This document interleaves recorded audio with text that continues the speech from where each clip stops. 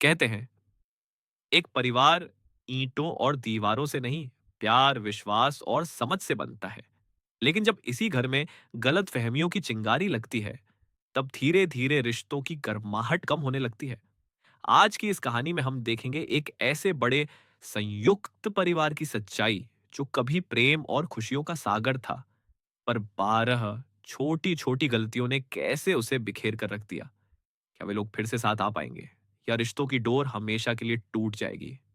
आइए सुनते हैं परिवार का बिखराव, एक ऐसी कहानी जिसमें छिपा है हर घर, हर रिश्ते और हर दिल का सच। शांतिवन गांव में शर्मा परिवार अपनी आपसी एकता, प्रेम और संस्कारों के लिए जाना जाता था। घर के मुखिया रामनाथ शर्मा, उनकी पत्नी सुशीला, दो बेटे आलोक और विनय, बहू इस मीरा और पूजा तथा पोता पोतियों से भरा पूरा एक बड़ा परिवार। एक समय इस घर में हंसी और अपनापन ही बसता था। परंतु समय के साथ परिस्थितियां बदलीं, रिश्तों में खटास आने लगी और धीरे धीरे परिवार उस मोड़ पर आ पहुंचा जहां टूटना मानो तय हो चुका था। ये कहानी बताती है कि कैसे 12 छोटी छोटी गलतियां एक बड़े खुशहाल परिवार को बिखेर सकती हैं। सुबह का समय था। आंगन में तुलसी चौरा पर दिया जल रहा था, पर आज घर में वह रौनक नहीं थी जो पहले हुआ करती थी। सुशीला ने गहरी सांस ली। उसे लगा मानो घर की शांति हवा में कहीं खो गई हो। पहले सभी एक साथ बैठकर खाना खाते थे, बातें करते थे, हंसते थे। लेकिन अब हर कोई अपने अपने कमरे में चुपचाप खाना खाता। आलोक अमीक्षी ऑफिस से लौटकर सीधे मोबाइल में व्यस्त हो जाता। विनय शहर में बढ़ते काम के दबाव के कारण बात बात पर चिड़चिड़ा हो जाता। सबके मन में बातें थीं, पर कोई किसी से कहता नहीं था। इस चुप्पी ने घर में दूरी पैदा कर दी। आलोक और विनय दोनों कमाते थे, पर खर्चों का बोझ अधिकतर रामनाथ उठाते थे। आलोक अपनी पत्नी मीरा की इच्छाएं पूरी करने में व्यस्त था। विनय की आमदनी ठीक ठाक थी, लेकिन वह परिवार के खर्च में कम हाथ बटाता था। रामनाथ ने कई बार समझाना चाहा, लेकिन दोनों बेटों ने हमेशा अगले महीने सुधार का वादा किया। इन आर्थिक मतभेदों ने घर में कटुता बढ़ा दी। मीरा को लगता था कि पूजा को ज्यादा महत्व मिलता है। पूजा को लगता था कि मीरा खुद को श्रेष्ठ समझती है। कभी पूजा कह देती, दीदी हर चीज में अपना मत ही चलाती है। तो मीरा मन में सोचे, इसमें क्या बुरा है अगर मैं घर अच्छा चलाना चाहती हूँ?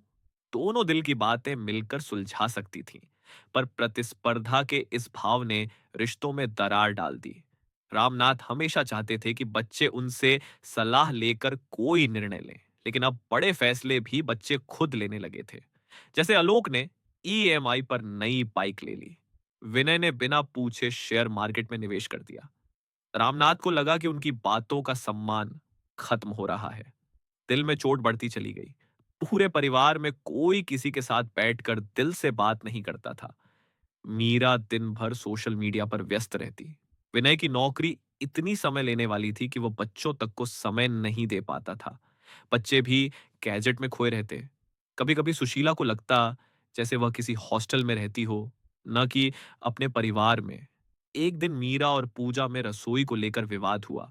सुशीला ने मीरा को समझाया, बेटी खाना बनाने में समय लग गया तो कुछ बात नहीं, सब मिलकर कर लेंगे। पर पूजा को लगा कि मम्मी जी मीरा का पक्ष ले रही हैं। उसने दिन भर किसी से बात नहीं की। छोटे से भ्रम ने रिश्तों में खटास ला दी। विनय ने सुना कि आलोक ने किसी से कहा, विनय अपना हिस्सा ठीक से नहीं निभाता। वह इसी बात को लेकर आलोक से नाराज रहने लगा, जबकि आलोक ने यह बात बिल्कुल अलग संदर्भ में कही थी। दोनों भाइयों ने बात करके गलत फहमी दूर करने की बजाय मन में रंजिश भर ली। मीरा चाहती थी कि उसका बेटा महंगे स्कूल में पढ़े। पूजा चाहती थी कि बच्चों पर ज्यादा बोझ न पड़े और वे सरल वातावरण में सीखें। इन अलग विचारों ने कई बार घर में बहस को जन्म दिया। बच्चों पर भी इसका असर पड़ने लगा। जब आलोक ने नई बाइक खरीदी तो विनय को लगा कि आलोक दिखावा करता है। जब विनय को ऑफिस में प्रमोशन मिला तो मीरा को लगा कि पूजा अपनी खुशी बढ़ा चढ़ा कर दिखा रही है। यह तुलना धीरे धीरे ईर्ष्या को जन्म दे रही थी, और ईर्ष्या कभी भी रिश्तों को मजबूत नहीं रहने देती। पूजा को लगता था कि मीरा घर के कामों में कम मदद करती है। मीरा को लगता था कि पूजा बस शिकायत करती है। सुशीला अकेले सब संभालते संभालते थक चुकी थी। कामों को लेकर रोज तनाव बढ़ता जा रहा था। मीरा की एक सहेली ने कहा, तुम्हें इतना काम क्यों करना पड़ता है? अलग रहोगी तो ज्यादा अच्छा रहेगा। पूजा की मां ने कहा, बेटी, अगर तुझे तकलीफ है तो अलग रहना ही ठीक है। दोनों बहुओं के मन में धीरे धीरे अलग होने के बीज बो दिए गए। आखिरकार वह दिन आ गया जब दोनों भाइयों में पैसे को लेकर बड़ी बहस हुई। आलोक बोला, मैं घर चला रहा हूं, सबसे ज्यादा कमाता हूं। विनय बोला, तुम समझते क्या हो खुद को? मैं भी कमाता हूं और मेरे अपने खर्चे हैं। रामनाथ ने रोकना चाहा पर दोनों ने उनकी बात अनसुनी कर दी। अहंकार ने रिश्तों को तोड़ने का काम पूरा कर दिया। एक रात आलोक और मीरा ने अलग रहने का निर्णय ले लिया। कुछ दिनों बाद विनय और पूजा ने भी घर छोड़ दिया। रामनाथ और सुशीला अकेले रह गए। घर बड़ा था लेकिन अब खाली खाली लगता था।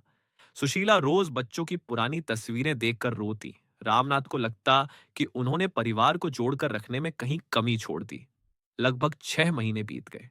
आलोक और मीरा के बीच बेवजह की लड़ाइयां पड़ गई थी। विनय और पूजा भी अकेले रहकर तनाव में थे। बच्चे दादा दादी को याद करते थे। एक दिन गांव में एक शादी थी जिसमें पूरा परिवार मिला। सबने अचानक महसूस किया कि जब वे सब साथ थे तभी सच्ची खुशियां थी। दादी ने अपने पोते पोती को गले लगाया। मीरा की आंखों से आंसू बह निकले। पूजा ने सुशीला के पैर छूते हुए कहा, मां, घर छोड़कर जाना गलती थी। आलोक और विनय दोनों ने एक दूसरे को देखकर सिर झुका लिया। एक लंबे मौन के बाद रामनाथ बोले, रिश्ते टूटते नहीं, तोड़ दिए जाते हैं, पर यदि मन से चाहो तो जोड़े भी जा सकते हैं। सबके दिल पिघल गए।